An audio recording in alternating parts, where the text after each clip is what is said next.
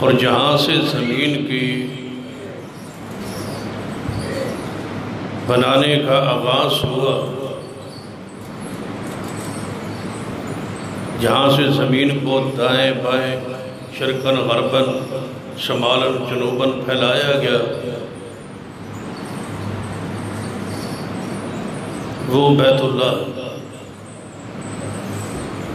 اس لیے اسے کعبہ کہا جاتا کہ پوری زمین کی وہ دونی ہے ناف درمیان ہے۔ زمین بنانے کے بعد اللہ تبارک و تعالی نے اپنا عرش کو ساری مخلوق سے بلند کر دیا،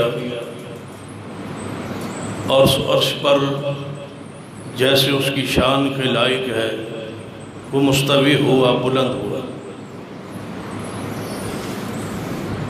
جس گھر کا ہم طواف کرتے ہیں، لکھا ہے مفسرین و محدثین نے کہ یہیں اللہ کا عرش تھا، اس لیے اسے بیت اللہ کہا جاتا ہے، کعبۃ اللہ کہا جاتا ہے۔ گویا رب نے زمین بنانے سے پہلے جس جگہ کا انتخاب کیا وہ اپنا گھر ہے، وہ بیت اللہ ہے، وہ مسجد ہے۔ ساری زمین بنانے سے پہلے جس جگہ کو بنایا گیا، ان اول بیت وضع للناس،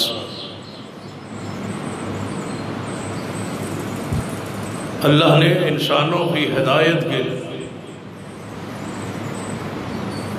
انسانوں کی برکات کے لیے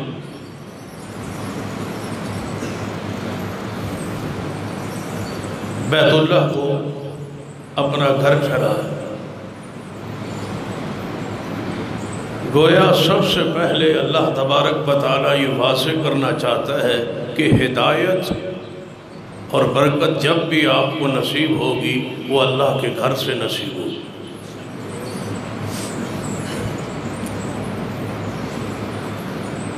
اس کے بعد اس کی تعمیر کا آغاز فرشتوں نے کیا۔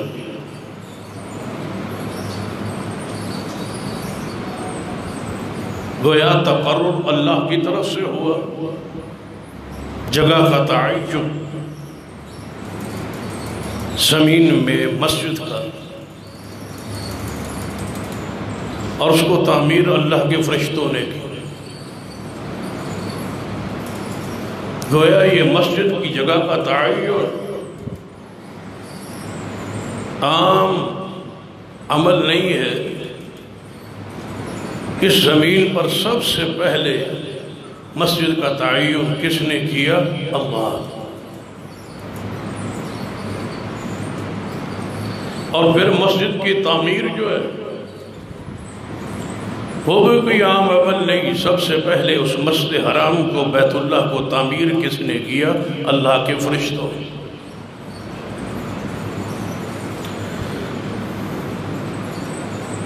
پھر جب طوفان نوح میں پوری زمین پر مکانات، یہ سب کچھ عمارتیں گر گئی، اثر نو اس کو تعمیر کرنے کے لیے جس شخصیت کا انتخاب ہوا وہ سیدنا ابراہیم خلیل اللہ علیہ السلام۔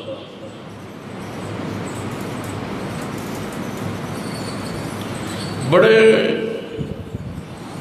کھلے دل کے ساتھ بات کو سنے اور متوجہ رہے۔ انتہائی اہم گفتگو،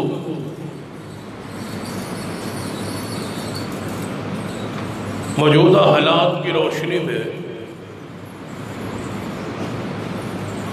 مسجد کی اہمیت و فضیلت کے حوالے سے ہی آپ کے سامنے رکھوں، اور ان لوگوں کو دعوت خیر دوں گا جنہوں نے اس مسجد کو گرانے کا منصوبہ یا فکر یا دل و دماغ میں یہ بات آئی اور پھر وہ چلے اور آئے اور اس مسجد کو گرانے شروع کیا۔ وہ اپنے کردار، اپنے عمل پہ غور کر اور ان لوگوں کو شاباش اور شکریہ ادا کروں گا کہ انتہائی مبارک ہیں وہ لوگ جن کی کوشش اور محنت سے یہ مسجد گرنے سے پوری طرح محفوظ رہی اور اس کے دفاع کہ یہ جگہ جو ہے حکومت کی ملکیت ہوتی، لہذا یہاں مسجد نہیں بن سکتی۔ میں سوال کرتا ہوں بڑے پیار اور محبت سے کہ کسی محلے میں جو جگہ سرکاری ہوتی ہے وہ ہوتی کس لیے ہے؟ وہاں کے رہائشی اور مکینوں کی سہولیات اور ضروریات پورا کرنے کے لیے، اس کے علاوہ اس کا کوئی دوسرا مقصد نہیں ہوتا۔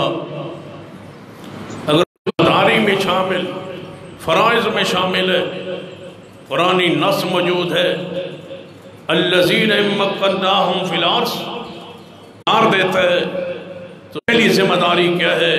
اقام الصلاۃ، کہ وہ نظام نماز قائم کرتا ہے، مساجد قائم کرتا ہے۔ یہ حکومت کی ذمہ داری میں، فرائض میں شامل اور داخل ہے۔ لیکن آئیے، دو کردار ہیں، ایک گرانے والوں کا ہے، ایک بنانے والوں کا ہے۔ دونوں اپنے اپنے نصیب پہ، دونوں اپنی فضیلت پر ذرا غور کریں کہ دونوں کی حیثیت کیا ہے، مقام کیا ہے۔ شریعت کی نگاہ میں دیکھنا، سیدنا ابراہیم علیہ السلام کو حکم ہوا بیت اللہ کو تعمیر کیجئے، میرے گھر کو تعمیر کیجئے، اور تعمیر سے پہلے وہاں پیچھے کو ہٹے۔ تو سیدہ حاجرہ علیہ السلام نے اپنے اور اپنے بیٹے کو دیکھا کہ جنگل میں چھوڑ کے میرا شوہر اللہ کا خلیل جا رہا ہے۔ پوچھنے کی جسارت کی، اے خلیل اللہ علیہ السلام کہاں جا رہے ہو؟ یہاں جنگل میں ہمیں چھوڑ کے کہاں جا رہے ہو؟ کوئی آواز جواب نہ دیا، پھر پوچھا، جواب نہ دیا، تیسری مرتبہ انداز سے سوال بدلا، اے خلیل اللہ کہیں اللہ کا حکم تو نہیں ہے؟ فرمایا ہاں، اشارہ کیا، اپنی انگلی کا کہ ہاں اللہ کا حکم ہے۔ فرما پھر چلے جاؤ، ہماری سے پریشانی اپنے ذہن میں نہ لینا، جب اس نے حکم دیا ہے پھر اللہ ہمیں کبھی رسوا نہیں کرے یا کبھی پریشان نہیں کرے گا۔ مساجد کے پڑوسی پریشان نہیں ہوا کرتے، مدارس مساجد کے ساتھ رہنے والوں کی عزت اور مقام و شرف، اللہ کی حفاظت میں وہ لوگ آتے ہیں۔ اس لیے تو سرور کائنات محمد رسول اللہ صلی اللہ علیہ وسلم فرماتے ہیں، مسجد کے پڑوسی کی نماز گھر میں نہیں ہوتی، وہ مسجد میں آئے، اس کے پڑوس میں مسجد ہے۔ مسجد کا پڑوس ہونا یہ بہت بڑی سعادت، عظمت کی بات ہے۔ اے اللہ، میں بیت اللہ کے قریب بیوی اور بیٹے کو چھوڑ کے جا رہا ہوں تاکہ یہ نماز پڑھتے رہے۔ اور اسلام آباد کے دوستو سن لو، اگر تم اپنی رہائش وہاں رکھتے ہو جہاں مسجد نہیں ہے تو یاد رکھنا وقت آئے گا، پچھتاؤ گے، پریشان ہوگے، اولادیں بگڑ جائیں گی، نسلیں ختم ہو جائیں گی، روحانیت ختم ہو جائے گی، نور ختم ہو جائے گا، عقیدہ برباد ہو جائے گا، عمل ختم ہو جائے گا، اولاد مساجد مدارس سے، دین سے، اہل علم سے دور ہو جائے گی۔ اگر چاہتے ہو اس فتنوں کے دور میں اپنی اولاد کی اصلاح چاہتے ہو، اس کا ایک ہی راستہ رہ گیا ہے کہ اپنی اولاد کو وہاں بساؤ جہاں اللہ کا گھر موجود ہو۔ مسجد کا پڑوس اختیار کرو ربنا لیقیموا الصلاۃ، تاکہ میری اولاد یہاں رہ کے نماز پڑھتی رہے۔ چھوڑا، چلے گئے، واپس پلٹے کچھ عرصے بعد حکم ہوا کہ میرا ذرا گھر تعمیر کیجئے۔ تعمیر کے لیے باپ و بیٹا اکٹھے ہیں، ایک مستری کا کام اور دوسرا مزدور کا کام، ایک پتھر لگانے والا دوسرا پتھر لانے والا، ایک ابراہیم ہے ایک اسماعیل ہے۔ اور اس مسجد کو بنانے والوں، اس مسجد کی انتظامیہ بھی غور کرے، اس مسجد کے ذمہ دار غور کرے، مسجد کے صدور غور کرے، مساجد کے ذمہ دار غور کرے، مساجد کے خزانچی غور کرے، مساجد کے خطبہ غور کرے، مساجد کے ائمہ غور کرے، مساجد کے خدام میری بات پہ غور کرے، مساجد میں مؤذن میری بات پہ غور کرے۔ مسجدوں کے نمازیوں سنو، مسجد کی ذمہ داری اور خدمت کتنی عظیم شخصیات کر رہی ہے۔ پتھر لگانے والے خلیل اللہ نے یہ نہیں کہا میں تو خطیب ہوں، میں تو امام ہوں، میں تو ابراہیم ہوں، میں تو خلیل اللہ ہوں، میرا بیٹا اسماعیل پھول جیسا، یہ نرم و نازک طبیعت والا شخصیت یہ پتھر اٹھائے اور میں پتھر لگاؤں۔ اللہ کی قسم، مسجد میں خطیب پر، عالم پر، امام پر، صدر و سیکٹری پر فرض ہے جہاں پیسہ خرچ کرتے ہیں وہ اپنے ہاتھ سے کام کر کے ابراہیم کی یاد کو بھی تازہ کیجیے، اپنے ہاتھ سے مزدوری کر کے، اپنے ہاتھ سے اینٹیں لگا کے، صفائی کر کے۔ جانتے ہو صفائی کرنا مسجد کی سرور کائنات محمد رسول اللہ صلی اللہ علیہ وسلم کی حدیث ہے، آپ نے ارشاد فرمایا جس بندے کو مسجد میں صفائی کرتے دیکھو اس بندے کے ایمان کی گواہی دو، یہ بندہ مومن ہے، تبھی تو مسجد صاف کر رہا ہے، مسجد میں جھاڑو دے رہا ہے۔ ایک حدیث سناتا ہوں جو صحیح البخاری میں ہے، سرور کائنات محمد رسول اللہ صلی اللہ علیہ وسلم نماز کے لیے اپنی مسجد میں تشریف لائے۔ توجہ میری طرف رہے، عظمت مصطفیٰ کی ذہن و دماغ میں رہے، آپ کی شان، آپ کا مقام، آپ کی رفعت، آپ کی بلندی، آپ کے درجات، آپ کی ادب و احترام کا تقاضا کیا ہے کہ وَرَفَعْنَا لَكَ ذِكْرَكَ، یہ مقام، یہ شان ہے۔ لیکن مسجد کے اندر آپ کا انداز دیکھنا، حدیث صحیح البخاری ہے، نبی رحمت صلی اللہ علیہ وسلم اپنی مسجد نبوی میں تشریف لائے۔ جب تشریف لائے تو دیکھا سامنے دیوار جو قبلے کی طرف دیوار تھی، اس دیوار پر دیکھا کسی بندے نے، کسی شخص نے بے خیالی میں آکے تھوک پھینک دی ہے، بلغم پھینک دی ہے۔ وہ دیوار مسجد نبوی پر نبی علیہ السلام کو نظر آئی، کہہ سکتے تھے اے صدیق اس کو صاف کرو، اے عمر اس کو صاف کرو، اے عثمان، اے علی، طلحہ، زبیر، سعد و سعید، کئی اصحاب موجود ہیں، اس کو صاف کرو۔ کسی صحابی کو نہیں کہا۔ سیدنا انس بن مالک رضی اللہ تعالیٰ فرماتے ہیں کہ نبی علیہ السلام کے ہاتھوں کو میں نے دیکھا اور میں نے ہاتھوں کو چھوا، اتنے نرم و نازک تو ریشم بھی نہیں ہوتا جتنے نبی علیہ السلام کے ہاتھ نرم تھے، صفائی ستھرائی کا انداز ان سے پاکیزہ رب کی مخلوق میں کوئی نہیں۔ لیکن ہوا کیا؟ فرماتے ہیں نبی علیہ السلام خود آگے بڑھے، اپنے ہاتھ سے اس جگہ کو صاف کر رہے ہیں، کھرچ رہے ہیں۔ مسجد کی صفائی ستھرائی کون کر رہا ہے؟ جس جیسا رب کی مخلوق میں کوئی نہیں ہے، اور وہ محمد مصطفیٰ صلی اللہ علیہ وسلم۔ یہ کوئی معمولی کام ہے، یہ کوئی معمولی احساس ہے؟ آپ خود آگے بڑھے، اپنے ہاتھ سے اس جگہ کو صاف کیا، کھرچا اور رہتی دنیا تک پیغام دے گئے کہ مسجد کو صاف کرنا کسی حقیر بندے کا کام نہیں ہے، مسجد کو صاف کرنا اس ہستی نے یہ سنت بنا دی ہے جس جیسا اللہ نے اپنی مخلوق میں پیدا ہی کوئی نہیں کیا، شان میں، مقام میں، حسن میں، جمال میں، بلندی میں ان جیسا کوئی نہیں ہے۔ کاش گرانے والے اور بنانے والے سوچتے کہ ہم کیا کر رہے ہیں۔ اب حضرات آیت قرآنیہ کی طرف آئی، حکم ہوا ابراہیم میرا گھر تعمیر کرو، تعمیر کرنے لگے۔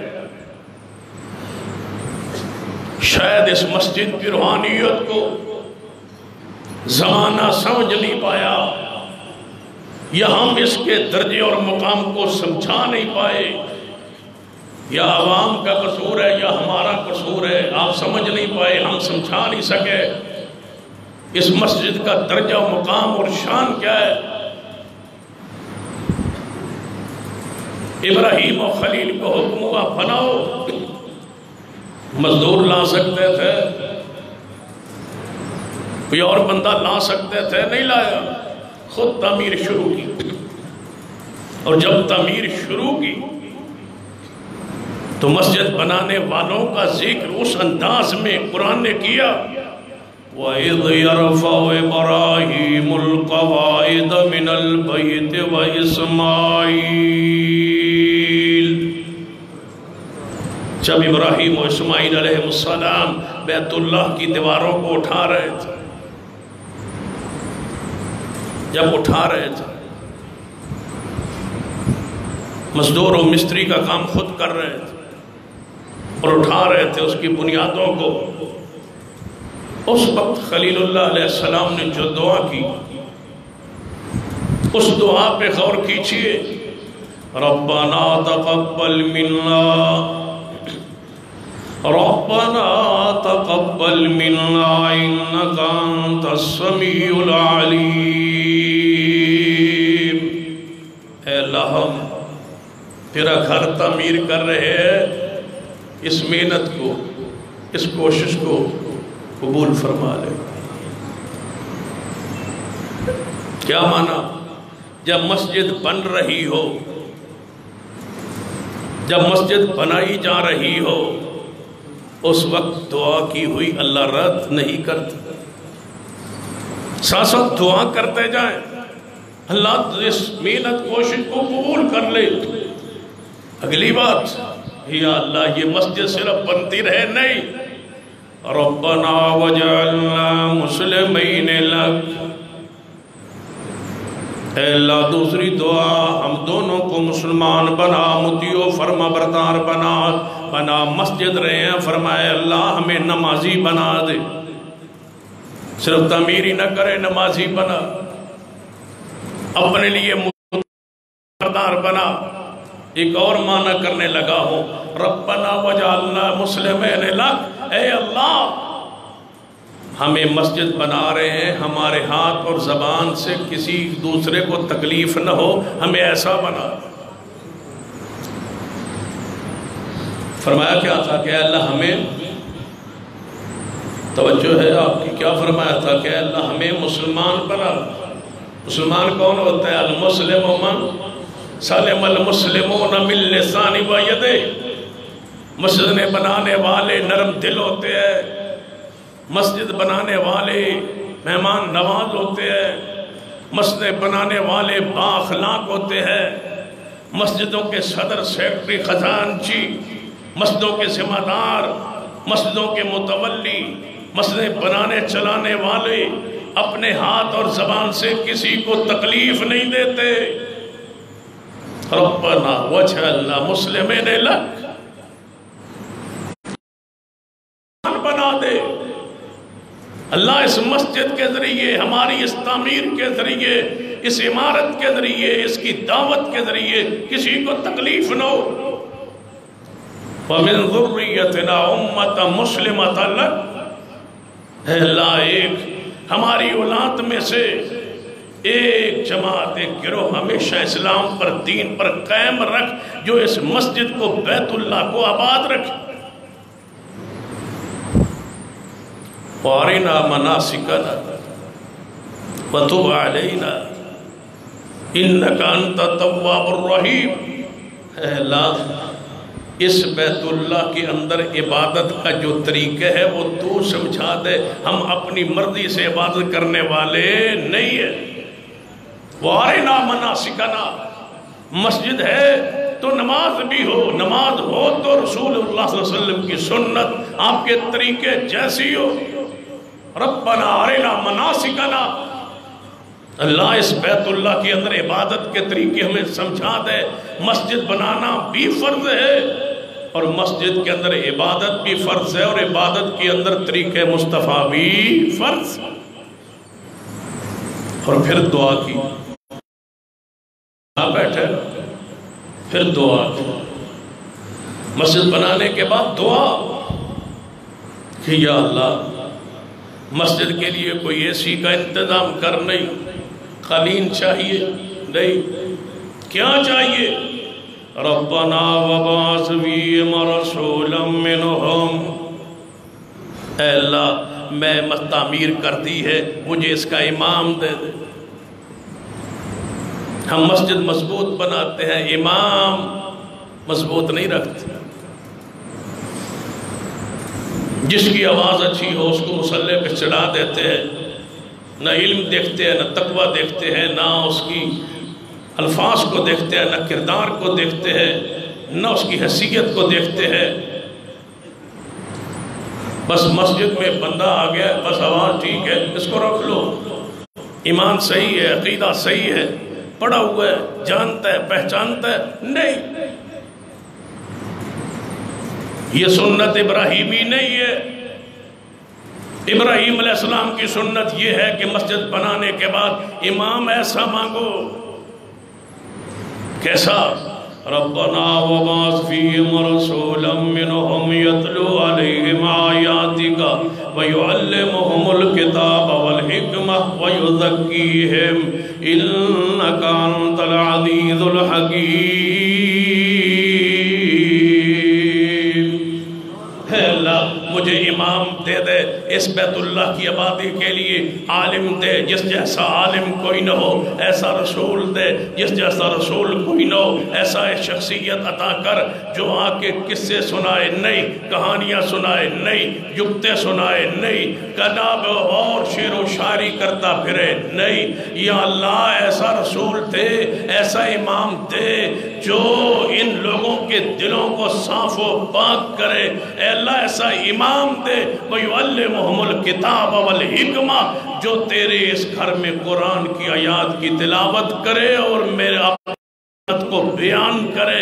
اے اللہ تو ایسا امام دے دے۔ بتلاؤ ابراہیم علیہ السلام نے جو مانگا، جیسا مانگا ویسے ہی اللہ نے دیا۔ کیا مانا؟ مسجد بنا کے جو دعا مانگو، جیسے مانگو ویسے اللہ قبول کرتا ہے۔ دعا مانگی، جو مانگا، فرمایا اللہ دے رسول، دے ایسا جو تیری آیات پڑھے، دے ایسا جو کتاب و حکمت کی تعلیم دے، پاک کرے۔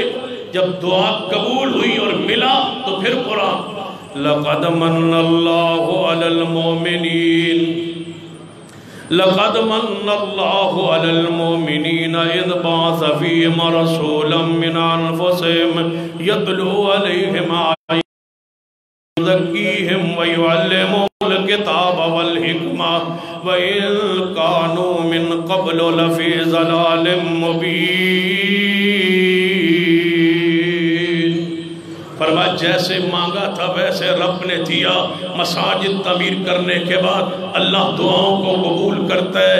ایک حدیث پڑھتا ہوں جو سنن نسائی میں ہے، سیدنا سلیمان علیہ السلام ہے، یہ اللہ کے پیغمبر ہے، اللہ کے محبوب پیغمبر سلیمان بن داؤد علیہ السلام۔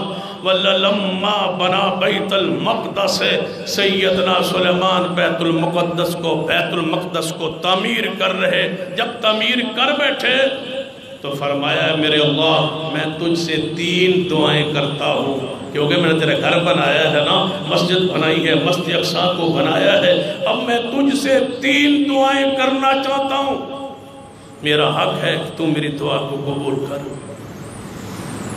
مساجد بنانے والوں اللہ کے سامنے ہاتھ پھیلایا کرو، اللہ کی قسم مسجد تعمیر کے بعد اللہ تمہاری دعا کو قبول کر لے گا۔ یہ دعا ابراہیم تھی، بیت اللہ کی تعمیر کے بعد جیسے مانگی ویسے ملا۔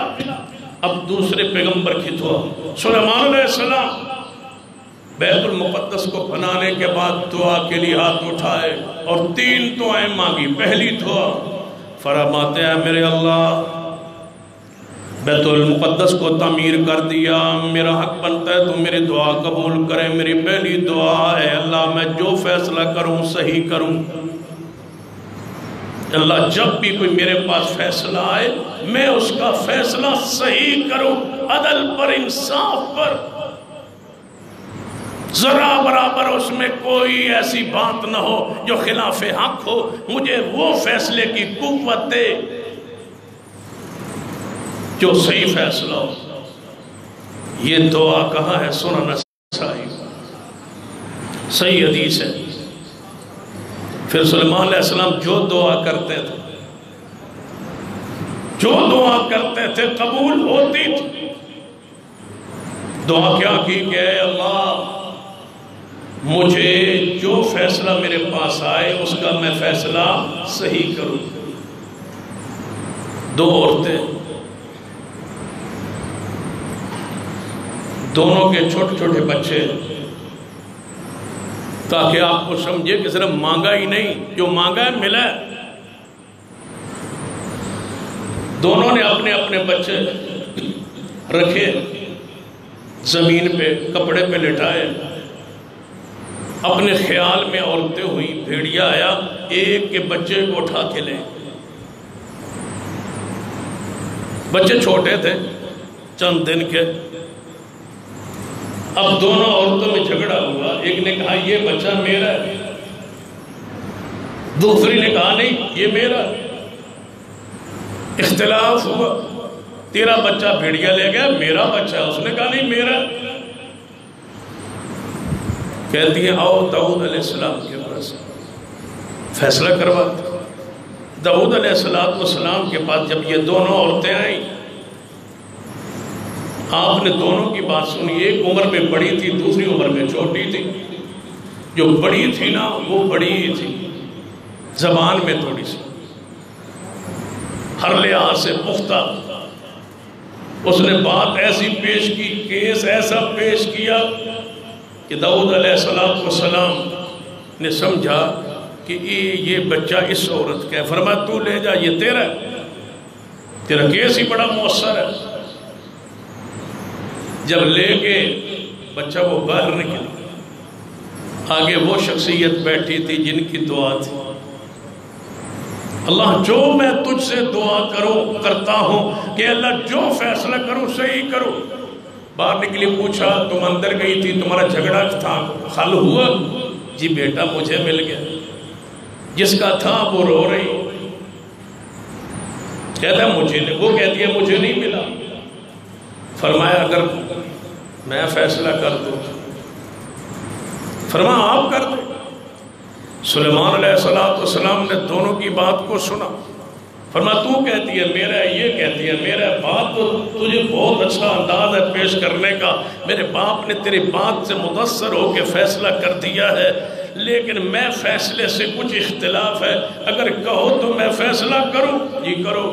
فرمایا میرا فیصلہ یہ ہے کہ اس جھگڑے کے بجائے اس بچے کو 2 ٹکڑے کر دو، دونوں میں آدھا تقسیم کر۔ جو بڑی تھی نا لے کے خوش ہو رہی، اس نے کہا ٹھیک ہے مار دو، آدھا اس کو دے دو آدھا مجھے دے دو، کر دو قتل۔ دوسری ماں بولی کاش ہم ماؤں کے مقام کو جانتے ہو۔ دوسری ماں بولی، کہتی ہے اسی کو دے دو قتل نہ کرو، اسی کو دے دو قتل نہ کرو۔ سلیمان علیہ السلام نے فرمایا یہ بچہ اسی کا ہے جو کہتی ہے اس کو قتل نہ کرو. دعا تھی مسجد بنانے کے بعد، مسجد بنانے کے بعد جو مانگو گے، جتنا مانگو گے، جیسے مانگو گے، اللہ تمہیں عطا کر دے گا. گرانے والوں تمہارا کس لسٹ میں نام ہوگا؟ کاش تم قدم اٹھانے سے پہلے سوچتے. سلیمان علیہ السلام نے فرمایا میرے اللہ مجھے ایسی حکومت دے میرے بعد وہ حکومت کسی کی نہ ہو. دعا قبول ہو.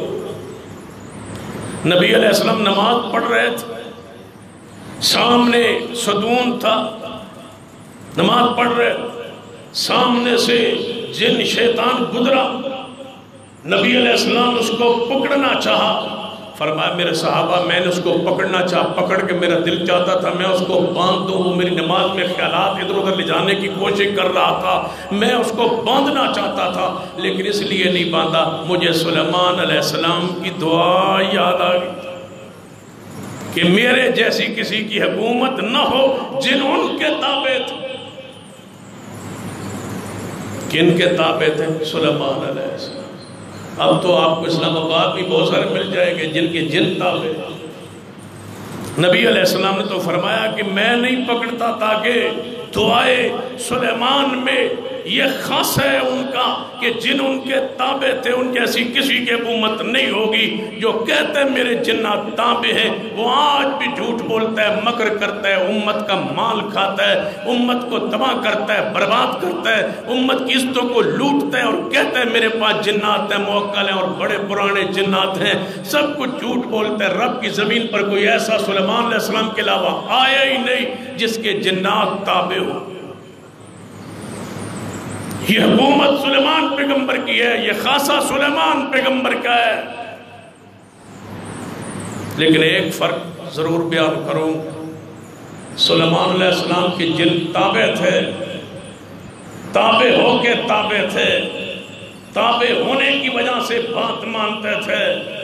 میرے پیغمبر علیہ السلام کے پاس خود آ کے میرے محمد کے غلام بنتے تھے، خود آتے تھے، پڑھتے تھے، سیکھتے تھے. سورہ جن موجود ہے قرآن میں.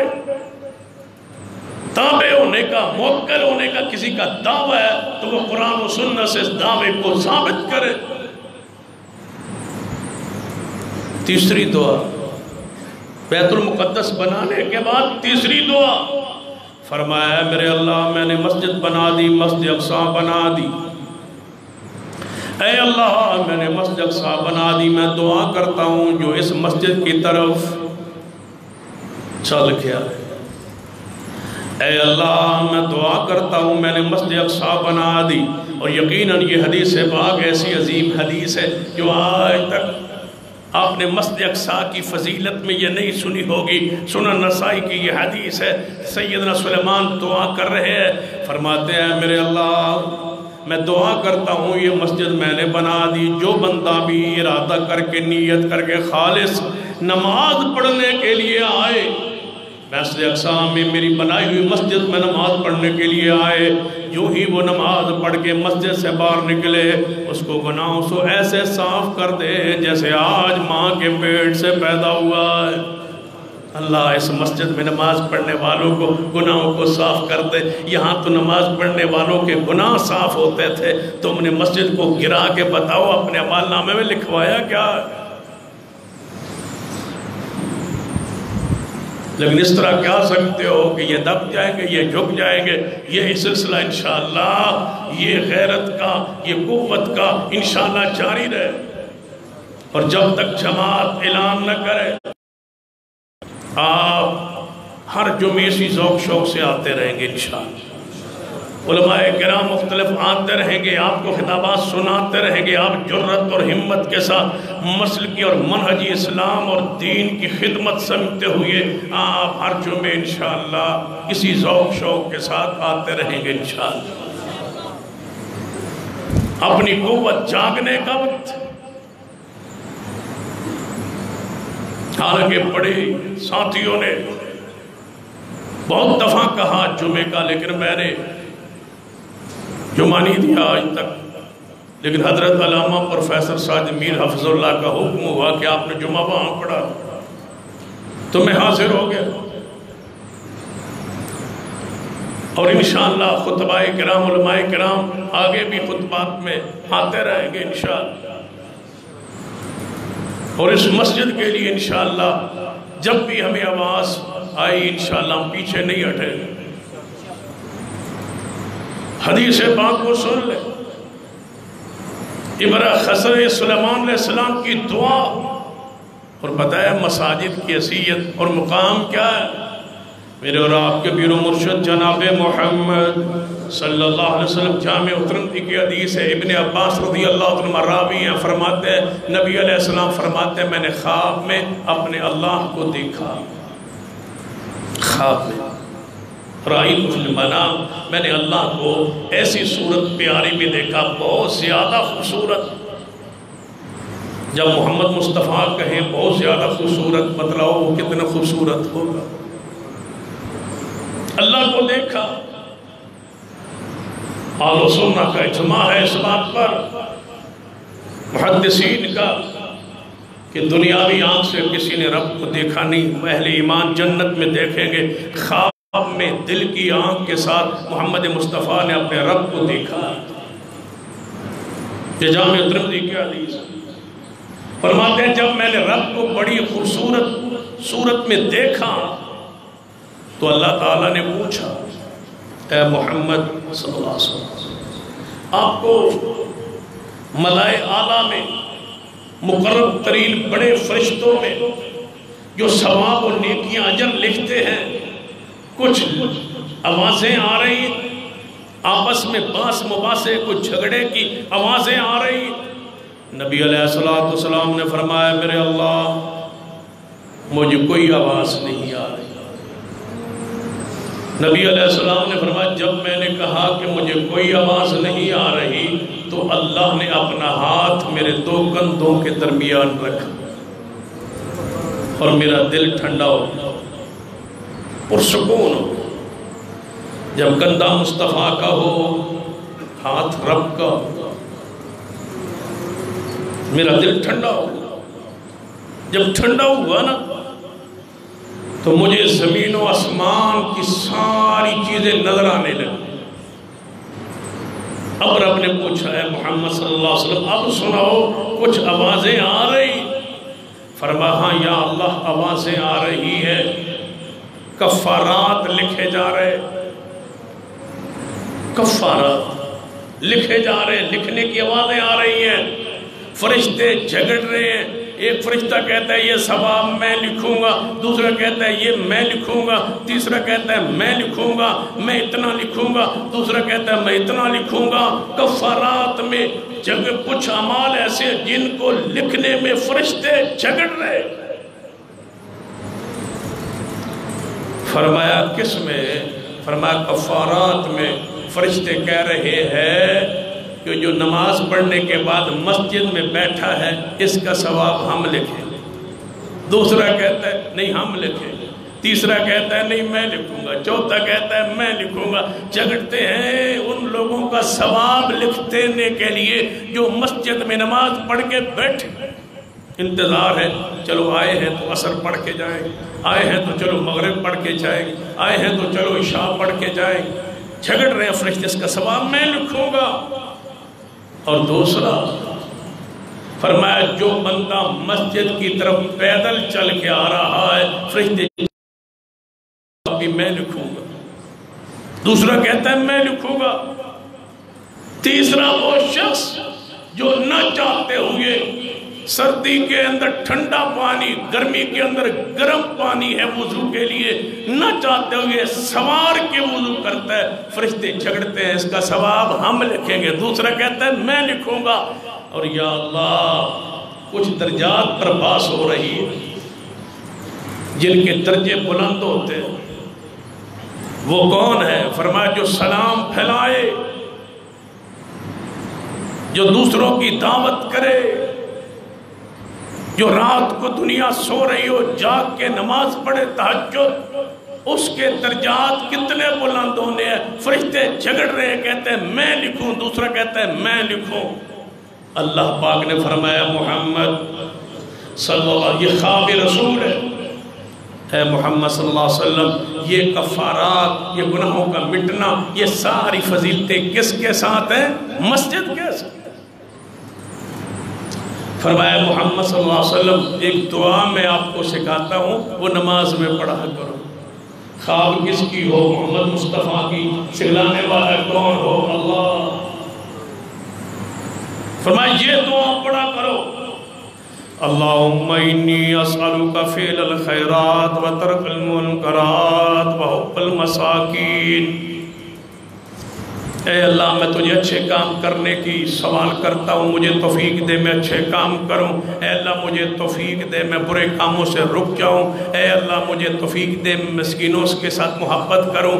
وَإِذَا أَرَدْتَ بِعِبَادِكَ فِتْنَةً فَاقْبِضْنِي إِلَيْكَ غَيْرَ مَفْتُونٍ. اور اے اللہ جب تو دنیا میں فتنے فساد عام ہو جائیں, لوگ فتنوں کا شکار ہونے لگے, فتنے نازل ہونے لگے, میں کمزور ہوں, فتنوں سے نہیں بچ سکتا. یہ موبائل کا فتنہ, یہ شرک کا فتنہ, یہ بدعات کا فتنہ, فتنہ, یہ قادیانیت کا فتنہ, یہ اللہ کے انکار کا فتنہ, الہاد کا فتنہ, یہ جتنے فتنے اللہ کے انکار پر, اللہ کے ساتھ کفر پر, قرآن کے انکار پر, حدیث کے انکار پر, یہ جتنے فتنے امت میں آ چکے ہیں, یاد رکھیے علماء امت سے کہوں گا جس طرح اس مسجد کے تحفظ, عمارت کے تحفظ کے لیے آپ نے اتحاد کو پیش کیا ہے, آگے پڑھیے. علماء کی یہ ذمہ داری ہے. دیگر مسالک کو بھی دعوت دیتا ہوں, اس اتحاد کو اور آگے بڑھائیے تاکہ ہم وہ تمام فتنوں کی سرکوبی کریں جو فتنہ صحابہ کرام کے خلاف چل نکلا ہے. کوئی سیدنا ابو سفیان کے خلاف بولتا ہے, کوئی سیدنا امیر معاویہ کے خلاف بولتا ہے. ان فتنوں کے آگے کوئی امی عائشہ صدیقہ کے خلاف بولتا ہے, کوئی سیدنا صدیق کے خلاف بولتا ہے. بعد یونیورسٹیوں میں اس قدر الہاد آ چکا ہے کہ اللہ کے وجود کا, ذات کا انکار کیا جا رہا ہے, اور ادیان, سارے ادیان کو برابر کہا جا رہا ہے. کل آپ نے سنا ہوگا پاکستان کی قانون ساز اسمبلی, قومی اسمبلی میں جناب خواجہ محمد آصف مسلم لیگ نون کے ذمہ دار نے یہ بات کہی ہے کہ اسلام کو کوئی فوقیت حاصل نہیں ہے, سارے ادیان آپس میں دین سارے برابر ہے. میں کہتا ہوں تو جھوٹ بولتا ہے, تو قرآن پاک کو نہیں پڑھا, تو نے حدیث کو نہیں پڑھا, تم نے سیاست کے گر اور بےایمانی سیکھی ہوگی, تم نے دین کو, اسلام کو, شریعت کو نہیں پڑھا. سارے ادیان سے اعلیٰ ترین دین, سارے ادیان منسوخ ہو چکے ہیں.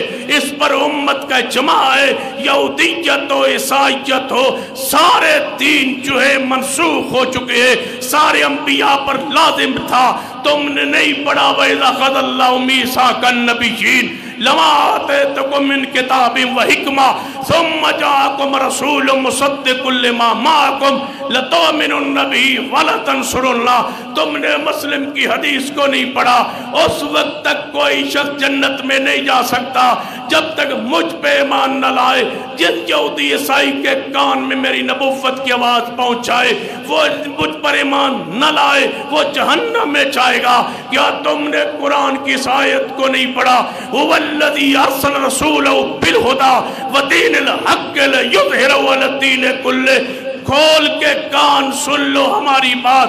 وہ مسلم لیگ ہو یا پی ٹی آئی ہو یا پیپلز پارٹی ہو, تم سارے اس حمام میں سب تم ڈنگے ہو چکے ہو. نہ تمہیں اسلام کا, ایمان کا, عقیدے کا تمہیں پتہ نہیں ہے. کیوں بولتے ہو اسلام پر, کیوں بولتے ہو دین پر جب تمہیں اس کا پتہ ہی نہیں ہے؟ کوئی خاتم النبیین کا لفظ نہیں کہہ سکتا جب تمہیں شعور ہی نہیں ہے. تم سیاست پر, معیشت پر جو کرنا چاہتے ہو کرو, اسلام کے خلاف ہم تمہیں بولنے کی اجازت نہیں دیں گے. اسلام ہمارا ہے اور انشاءاللہ اس اسلام کے ہم آج بھی محافظ ہیں, اور جب تک زندہ محافظ رہیں گے انشاءاللہ. اسلام دین ہے. حیا کی کچھ انتہا جناب, کچھ حیا بھی ہوتے, کہ یہودی اور عیسائی مذاہب کو یہ کہا جائے کہ اسلام سب کے جناب سارے برابر ہیں مذاہب، نہیں، اسلام غالب ہونے کے لیے باقی ساری دنیا کے مذہب مغلوب ہیں۔ اللہ نے فضیلت دی ہے تو اسلام کو عطا فرمائی۔ ان الدین عند اللہ الاسلام ومن یبتغ غیر الاسلام دینا فلن یقبل منہ۔ فرمایا ہے محمد صلی اللہ علیہ وسلم دعا پڑھئے کہ اے اللہ جب اس زمین پر فتنے آنے لگے میں فتنوں کا مقابلہ نہ کر سکوں تو اے اللہ مجھے اس وقت آنے سے پہلے اٹھا لینا، لیکن مجھے فتنوں کا شکار نہ کرنا۔ آخری حدیث سناتا ہوں، سرور کائنات محمد الرسول اللہ صلی اللہ علیہ وسلم کی حدیث، سیدنا طلق بن علی رضی اللہ تعالیٰ عنہ صحابی رسول ہے، اور یہ وہ صحابی ہیں جو عیسائیت سے مسلمان ہوئے۔ جب تشریف لے آئے تو نبی پاک مسجد نبوی بنا رہے تھے۔ نبی علیہ السلام نے آتے ہی، مسلمان ہوتے ہی، کلمہ پڑھاتے ہی پہلا کام جو دیا، فرما آؤ میرے ساتھ طلق تم گارا بناؤ مسجد نبوی کے لیے۔ یہ ہے طلق بن علی۔ فرماتے ہیں ہمارے علاقے کے بہت سارے لوگ آئے، اسلام قبول کیا، بیعت کی۔ اس حدیث پہ بات کو ختم کرنے لگا، بڑی اہم حدیث ہے، یہ بھی سنن نسائی کی حدیث نمبر 632 ہے، صحیح حدیث ہے۔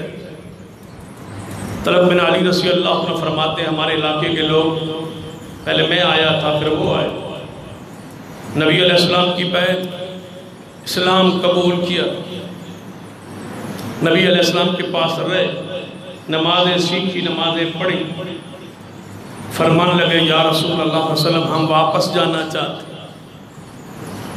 آپ نے فرمایا پھر، فرمایا ایک مسئلہ ہمیں بتا دیجیے، ہمارا وہاں گرجا ہے، ہم جو عیسائی تھے تو ہمارا وہاں گرجا ہے، اس گرجے کا کیا کریں؟ یہاں تو مندر بن رہا ہے، کہتے ہیں کہ ہم نے بنانا ہے، ہم بھی کہتے ہیں کہ ہم نے انشاءاللہ نہیں بنانے دینا، فیصلہ تو پھر رب کرے گا۔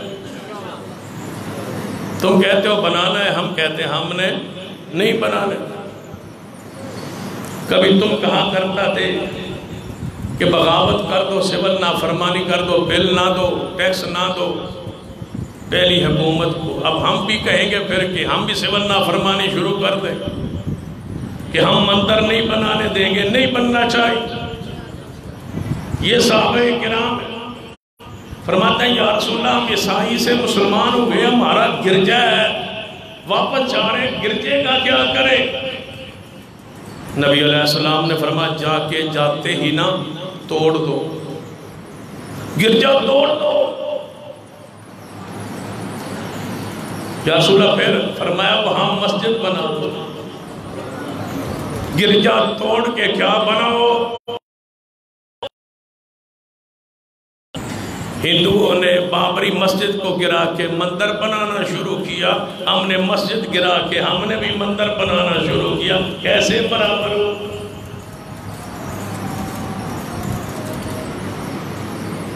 فرمایا گرجے کو گرا دو۔ یاد رکھو تم تو کہتے ہو نا کہ کوئی منع نہیں ہے، مجھ سے پوچھو یہ جو عیسائیوں کی گرجے کے اوپر صلیب کا نشان بنایا ہوا ہے، جانتے ہو اس صلیب کے نشان کا کیا معنی ہے؟ کہ عیسیٰ علیہ السلام سولی چڑھ گئے، یہ نشان ہے۔ عمر بن عبدالعزیز رحمہ اللہ نے کہا تھا چاہو جہاں تک میری حکومت ہے گرجوں کو ٹھیک ہے جو بنے ہوئے عیسائیوں کے گرجے رہنے دو، ایک اوپر سے صلیب توڑ دو، اس لیے کہ ما قتلوہ وما صلبوہ۔ قرآن کہتا ہے کہ عیسیٰ علیہ السلام سولی نہیں چڑھے، اس کو کاٹ دو، میں نہیں برداشت کرتا۔ صلیب کو کٹوا دیا تھا کہ یہ گرجے پر نشان نہ ہو۔ اور تم اندر بتوں کی پوجا کا دوبارہ اسلام آباد میں آغاز کرانا چاہتے ہو، بت کا، اور اسلامی حکومت میں، اسلامی ریاست میں، اسلام آباد میں، دارالحکومت میں مندر ہندوؤں کا۔ سن لیجئے، فرمایا جاؤ گرا دو۔ فرمایا یا رسول اللہ صلی اللہ علیہ وسلم، ہم چاہتے ہیں اس کا افتتاح کوئی بنیاد مسجد کی آپ رکھے۔ کچھ آپ نے فرمایا لازم بات ہے، دوسرا ملک ہے، وہاں تو میں آ نہیں سکتا، میں تجھے پانی دیتا ہوں، یہ پانی لے جو۔ پانی لے کے ایک برتن میں پانی ڈال لیا، نبی علیہ السلام نے وضو کیا، وضو کے درمیان کلی کی، کلی اور وضو کا پانی اس برتن میں ڈال کے دیا۔ فرمایا جاؤ مسجد کی بنیادوں میں محمد کا یہ استعمال کی، وہ پانی ڈال دینا، جاؤ یہ پانی لے۔ صحابہ اکرام فرمان لگے یا رسول اللہ صلی اللہ علیہ وسلم سفر لمبا ہے، گرمی کی شدت ہے، اور یہ جو پانی ہے تھوڑا ہے، یہ تو راستے میں خشک ہو جائے گا، سوکھ جائے گا، ہم تو جائیں گے تو یہ پانی بوتل میں یا اس برتن میں ہوگا ہی نہیں، تو پھر ہم کیا کریں؟ زیادہ پانی دینا۔ آپ نے فرمایا میرے صحابہ جہاں جہاں جاتے جاؤ، جہاں رکتے جاؤ، جہاں کھانا پینے کے لیے رکو، اس میں تھوڑا سا پانی اور ڈالیں، پانی ڈالتے جانا، ڈالتے جانا۔ یا رسول اللہ وہاں تک جاتے ہوئے دوسرے ملک میں، علاقے میں پانی اور ڈالتے ڈالتے ڈالتے تمہارا جو دم برکت والا پانی ہے وہ تو تھوڑا اور وہ زیادہ، برکت کتنی ساری رہ جائے۔ یہاں لکھا ہے محدثین نے کہ زمزم کے پانی میں اور پانی ڈالنے سے زمزم کے پانی کی برکت ختم نہیں ہوتی بلکہ بڑھتی ہے، بڑھتی ہے۔ فرمایا جب وہ پانی تم ڈالو گے نا، میں محمد تمہیں بشارت دیتا ہوں برکت کم نہیں ہوگی، برکت زیادہ ہوگی۔ وہ لے گئے، جا کے کرچے کو توڑا، پانی محبوب کا چھڑکا، مسجد کی بنیاد رکھی، مسجد کو بنایا، اور بنا کے اذان کے لیے بندہ مسجد پر چڑھا، اذان دی۔ اس علاقے میں راہب تھا، اس گرجے کا پہلا خطیب راہب، وہ تو مسلمان نہیں ہوا تھا۔ جب اس نے سنا نا کہ مسجد گرجا گیا، مسجد بن گئی، اذان ہوئی، تو بالکل مسجد کے باہر کھڑا تھا، ادھر ایک بہت اونچا ٹیلا تھا، وہ راہب دوڑا اور کہنے لگا دعوت حق، دعوت حق، اللہ کی قسم یہ اذان حق ہے، یہ اذان حق ہے، یہ اذان حق ہے، یہ دعوت حق ہے، جو یہ کیا گیا ہے یہ حق ہے۔ دوڑا اور ٹیلے پر چڑھا اور آگے چلا گیا۔ صحابہ فرماتے ہم نے دوبارہ اس کو واپس آتے نہیں دیکھا، لیکن جانتے ہوئے مسجد دیکھ کے پادری کہتا تھا کہ یہ دعوت بھی حق ہے، یہ اسلام بھی حق ہے، یہ دین بھی حق ہے، یہ شریعت بھی حق ہے، یہ مسجد بھی حق ہے۔ کاش عیسائی پادری کہہ رہا ہے کہ اسلام، دین، نماز، مسجد حق ہے، اور تم مسجد گرانے پہ لگے ہو۔ اللہ سے ڈریے، اور انشاءاللہ یہ مساجد کے لیے یہ خوشخبری ہے انشاءاللہ کہ یہ مساجد جنت کی کیاریاں، جنت کے باغات ہیں، اور انشاءاللہ ہم ان سے چرتے رہیں گے، کھاتے رہیں گے، ان کو نماز قرآن کی تلاوت کے ذریعے بات کرتے رہیں گے۔ اقول قولی ھذا واستغفر اللہ لی ولکم ولسائر المسلمین وآخر دعوانا الحمدللہ رب العالمین۔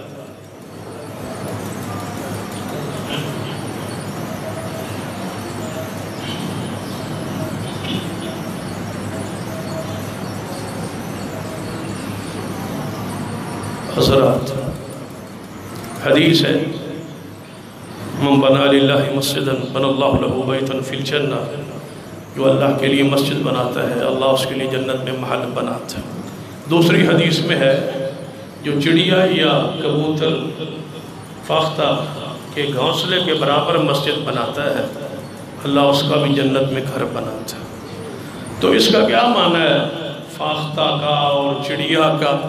چڑیا کے گھونسلہ جو ہوتا ہے وہ تو بالکل چھوٹا سا ہوتا ہے کبوتر کا، اس کے برابر مسجد اگر بنا دی جائے تو کوئی بندہ اس میں نماز نہیں پڑھ سکتا۔ تو یہ پھر کیا معنی ہے اس کا؟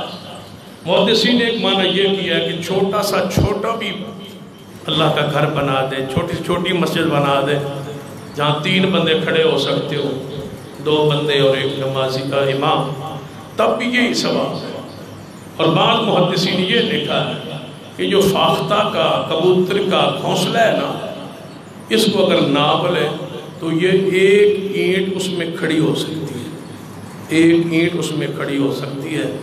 تو حدیث کا معنی یہ ہے کہ جو 1 اینٹ بھی لگا دے اللہ اس کے لیے بھی جنت کا گھر بنا دے۔ تو آپ کے علم میں ہے کہ مسجد کا نقصان پہلا تو ہمارا مطالبہ وہ جاری ہے کہ مسجد جس نقصان کیا گیا اس کو پورا کیا جائے، اور دوسرا آپ سے گزارش ہے تاکہ یہ مسجد عالیشان انداز میں اس کے اوپر والی منزل اور یہ مکمل ہو جائے۔ پچھلے جمعے یقیناً آپ نے بھی تعاون کیا اور بہت سارا آپ نے دل کھول کر تعاون کیا، حتیٰ کہ جنہوں نے جمعہ پڑھایا حضرت قائد محترم علامہ حافظ ابتسام علیہ زیر صاحب، انہوں نے بھی 1 لاکھ بھیجا اپنی جیب سے اس تعاون کے لیے۔ تو اب یہ مجھے بتایا گیا کہ حافظ صاحب نے بھی، جب میں ممبر میں چڑھ رہا تھا محترم حاجی رفیق صاحب بتلا رہے تھے کہ حافظ صاحب نے بھی تعاون کیا ہے، بھیجا ہے۔ تو اس کا مطلب کیا تھا کہ آپ بھی پڑھا رہے ہیں تو آپ بھی بھیجیں۔ اس کا مطلب میں تو یہی سمجھا وہ تعویل اچھی کی ہے، تو انشاءاللہ جتنا انہوں نے بھیجا ہے اتنا میں بھی بھیجوں گا۔ آپ ذرا محبت فرمائیں، آپ کی ذرا شفقت فرمائیں کہ آپ تعاون کریں تاکہ اس مسجد کی یہ جو کام باقی ہے یہ پورا ہو جائے اور آپ کے لیے صدقہ جاریہ بن جائے۔ اور بڑی عظیم سنت، نبی علیہ السلام جب ہجرت کر کے مدینہ آئے تھے آپ کی اونٹنی وہاں بیٹھی تھی، آپ فرمایا جہاں میری اونٹنی بیٹھی ہے نا یہاں مسجد بنائیں۔ پوچھا جگہ کس کی ہے؟ یا رسول اللہ سال سہیل کی ہے۔ فرمایا وہ اس جگہ کو کیا کرتے ہیں؟ یا رسول اللہ کھجوریں یہاں پھیلا کے نا خشک کرتے ہیں۔ فرمایا ان کو بلاؤ، بلایا گیا۔ فرمایا یہاں میں مسجد بنانا چاہتا ہوں۔ انہوں نے کہا یا رسول اللہ ساری جگہ ہم ہبہ کرتے ہیں، ساری جگہ مفت دیتے ہیں۔ نبی علیہ السلام فرمایا تم یتیم ہو، میں نہیں کہتا، میں پیسے دوں گا۔ ابو ایوب انصاری کھڑے ہو، یا رسول اللہ اس زمین کے پیسے میں دوں۔ تو یہ محبت، یہ ذوق، یہ شوق تھا صحابہ کرام میں۔ آپ بھی اسی محبت کا مظاہرہ فرمائیں اور اس ادارے کی مسجد کے ساتھ بھرپور تعاون فرمائیں۔ مجھے امید ہے کہ آئندہ جو خطبات میں بھی انشاءاللہ آپ آتے رہیں گے، کیا خیال ہے انشاءاللہ، اور تعاون بھی انشاءاللہ کرتے رہیں گے، اور معروف انشاءاللہ علماء اور خطبہ کرام بھی تشریف لاتے رہیں گے۔ اور اس وقت تک، جس وقت تک اس مسجد کی رجسٹریشن اور سارے معاملات مکمل نہیں ہوتے اور اس کو مسجد تسلیم نہیں کیا جاتا، اس وقت تک انشاءاللہ ہم اپنا یہ احتجاج انشاءاللہ جاری رکھیں گے، اور انشاءاللہ اس مسجد کو جماعت کا عظیم الشان مرکز بنائیں گے انشاءاللہ۔ کیا آپ انشاءاللہ ساتھ ہیں؟ انشاءاللہ آتے رہیں گے، پیچھے تو نہیں ہٹیں گے۔ اللہ تعالیٰ مجھے اور آپ کو توفیق عطا فرمائے۔ سارے ساتھی نماز کے بعد تعاون کر کے جائیں، اور یہاں آگے جمع کرا دیں میرے پاس، یا پیچھے ساتھی کھڑے ہوں گے وہاں جمع کرا دیں۔ کوئی ساتھی کار خیر سے محروم نہ رہے۔ ایک ساتھی بھی ایسا نہیں ہونا چاہیے، پورے اجتماع ایک ساتھی ایسا نہیں ہونا چاہیے جو دے کے نہ جائے۔ ہر ساتھی اپنی طاقت کے مطابق ضرور حصہ ڈالے۔ ان الحمد للہ نحمده ونستعینه ونستغفره ونعوذ باللہ من شرور انفسنا ومن سیئات اعمالنا من يهد الله فلا مضل له ومن يضلل فلا هادي له أشهد أن لا إله إلا الله وحده لا شريك له وأشهد أن محمدا عبده ورسوله أما بعد فإن خير الحديث كتاب الله وخير الهدي هدي محمد صلى الله عليه وسلم وشر الأمور محدثاتها وكل محدثة بدعة وكل بدعة ضلالة أما بعد فأعوذ بالله من الشيطان الرجيم بسم الله الرحمن الرحيم والعصر إن الإنسان لفي خسر إلا الذين آمنوا وعملوا الصالحات وتواصوا بالحق وتواصوا بالصبر ربنا اغفر لنا ولإخواننا الذين سبقونا بالإيمان ولا تجعل في قلوبنا غلا للذين آمنوا ربنا إنك رؤوف رحيم اللهم اشف مرضانا ومرضى المسلمين اللهم رب أعوذ بالباس رب الناس واشف أنت شافي لا شفاء إلا شفاءك شفاء لا يغادر سقما اللهم اعز الإسلام والمسلمين أعيد ساكر المسلمين اللهم اعز الإسلام والمسلمين اللهم أعيد ساكر المسلمين اللهم إنك عفو تحب العفو فاعف عنا اللهم اسق عبادك وبهائمك وانشر رحمتك واحيي بلدك الميت ربنا اغفر لنا وارحمنا ولوالدينا وللمسلمين وللمسلمات اللهم ارزقنا شفاعة نبيك يوم القيامة اللهم ارزقنا شفاعة نبيك يوم القيامة سبحان ربك رب العزة عما يصفون وسلام على المرسلين والحمد لله رب العالمين.